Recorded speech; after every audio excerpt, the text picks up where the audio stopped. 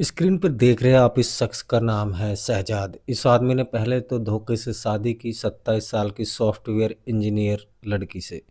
फिर उनसे जमकर पैसे लूटे और जब मन भर गया तो 12,000 रुपये दोस्त को देकर उसकी हत्या करा दी। इतना ही नहीं, पुलिस को पागल बनाने के लिए खुद ही थाने जाकर जो गुमशुदगी की रिपोर्ट दर्ज करवा डाली। दोस्तों, यह कोई साधारण शख्स नहीं है, यह है मेरठ के मस्जिद रहमानिया का इमाम। आपको बता दें, इमाम वह होता है जो मस्जिद में नमाज पढ़ाता है। आखिर कैसे ये लड़की इस चंगुल में फंसी, तो आइए बताते हैं आपको इस कहानी के माध्यम से। अस्सलाम वालेकुम दोस्तों, मैं हूं आपके साथ इंसाफ खान और आप देख रहे हो हमारा यूट्यूब चैनल इंसाफ डीलर। दोस्तों, ये घटना है दिल्ली की एक सच्ची घटना और ये बात है 28 साल की जो सीनियर सॉफ्टवेयर इंजीनियर है जिसका नाम है यास्मीन। इंस्टाग्राम पर दोस्ती होती है शहजाद से और जिसने सूट बूट पहनकर एक अपनी प्रोफाइल बना रखी थी।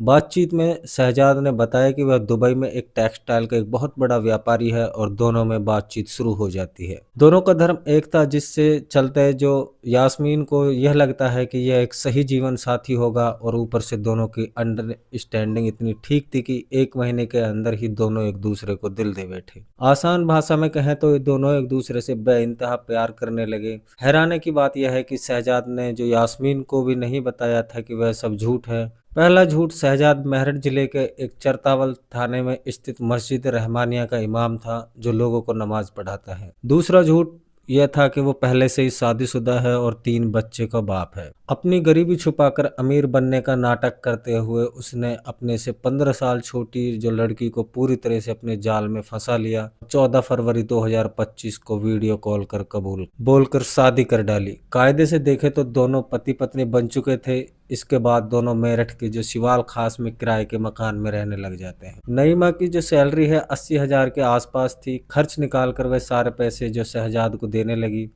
शहजाद यहाँ से पैसा लेता और पहली पत्नी और बच्चों को भेजने लगा। दोनों पत्नियां खुश, लेकिन झूठ उस वक्त पकड़ा गया जब 15 सितंबर की रात शहजाद के फ़ोन की घंटी बजती है। वो गहरी नींद में सोया था और नईमा ने जो फ़ोन उठाया तो जैसे ही दूसरी शादी से बच्चों की आवाज़ आ रही तो पूछने पर बताया कि पापा से बात कराओ। यास्मीन के पैरों तले से जो ज़मीन निकल गई। जिस शख्स के लिए वह सब छोड़कर आई वह तो पहले से शादीशुदा निकला। उसने तुरंत शहजाद की जो पहली पत्नी रुखसाना से बात की और उस रात सब साफ हो गया। इसके बाद शहजाद और यास्मीन के बीच देर रात तक झगड़ा चला। सुबह होते होते यास्मीन जिद पर अड़ गई कि उसे रुखसाना से मिलना है और उसके बच्चों को देखना है। शहजाद समझ गया था कि अब सब खत्म हो जाएगा, लिहाजा वह घर से सामान लेने के लिए बाहर निकला और अपने दोस्त नदीम को 12,000 रुपये देकर भरोसे में लिया कि यास्मीन की जो हत्या करेंगे और किसी को पता नहीं चलेगा। नदीम जो लालच में आ जाता है और हाँ कर देता है। बाजार से रस्सी और चाकू और कुछ नींद की गोलियां लेता है और प्लान के मुताबिक जो यास्मीन को बाइक पर पहली पत्नी से मिलवाने के लिए लेकर जाएगा और रास्ते में उसे जूस में नींद की गोलियां दे देंगे।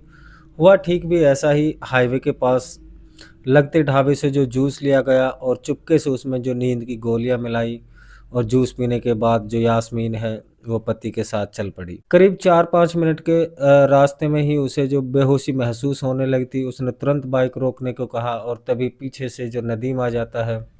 शहजाद और नदीम दोनों जो यास्मीन को गंगा नहर के रेलवे ट्रैक के पास एक सुनसान जगह पर ले जाकर नदीम ने रस्सी से गला दबाया और शहजाद ने गला रेत दिया। हत्या के बाद दोनों वहां से फरार हो गए और 16 सितंबर की शाम को शहजाद मस्जिद आता है और पत्नी के सामने ड्रामा करता है कि वह लड़की उसके दोस्त नदीम की दोस्त। इतना ही नहीं, वह तुम्हारे साथ उस रात मजाक कर रही थी। यहाँ उसने जैसे तैसे करके जो पत्नी को मना लिया, या यूं कहें कि जो सिचुएशन है उसको हैंडल कर लिया। 17 अक्टूबर को पुलिस को रेलवे ट्रैक के पास अज्ञात शव बरामद होता है। सूचना के आधार पर फोटो आइडेंटिफाई करने से पता चलता है कि वह आसाम की रहने वाली है। यास्मीन है, दिल्ली में जॉब करती है, लेकिन हत्या किसने की है यह एक बहुत बड़ा सवाल था। शहजाद को जब एक खबर मिली कि पुलिस ने शव को ढूंढ लिया है तो उसने डर के चलते 8 अक्टूबर को थाने में पत्नी की गुमशुदगी की रिपोर्ट दर्ज करवा दी ताकि उस पर कोई शक न हो। कॉल डिटेल्स और सोशल मीडिया से जानकारी जुटाने के बाद संदेह हुआ शहजाद पर,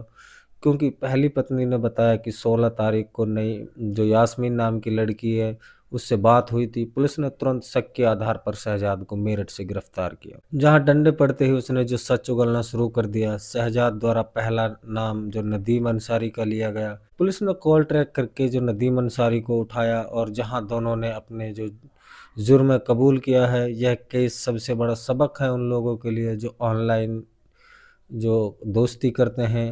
आपकी इस जो राय है इस पर क्या प्रतिक्रिया है, हमें कमेंट करके ज़रूर बताना है। एक बात और है कि अगर वीडियो आपको अच्छी लगी हो तो आप हमारे चैनल को जो सब्सक्राइब ज़रूर कर दें, ताकि आने वाली ऐसी सच्ची घटनाएं से हम आप लोगों को रूबरू करा सके। दोस्तों, इस कहानी के माध्यम से हमारा किसी का दिल दुखाने का बिल्कुल उद्देश्य नहीं था। और दोस्तों, इसमें जो भी है एक जो सीख छुपी होती है हमारे समाज के लिए। तो दोस्तों, कल फिर मिलते हैं इसी टाइम आपको एक नई सच्ची कहानी के साथ में। तब तक के लिए हम लेते हैं आपसे अलविदा।